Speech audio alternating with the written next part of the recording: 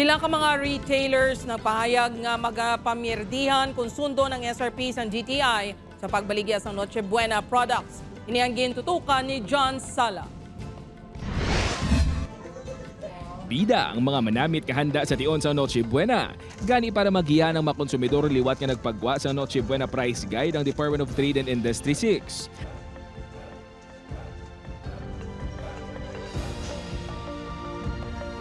While there were 13 na nag-reduce. So, if we are to check 104, so 104 ka prices nag-increase siya.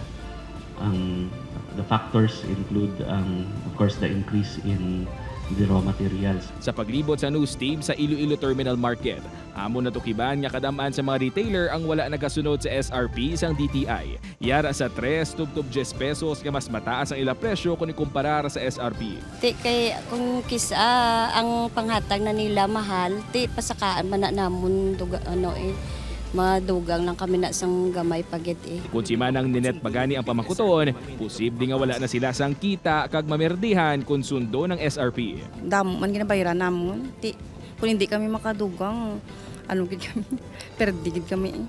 Hindi makonsiderar nga basic necessities o kon prime commodities ang Noche Buena products. Gani hindi mapaidalom sa price control. Wala man sang salabton sa layi sunod sa DTI 6 ang mga retailer nga hindi magsunod sa SRP.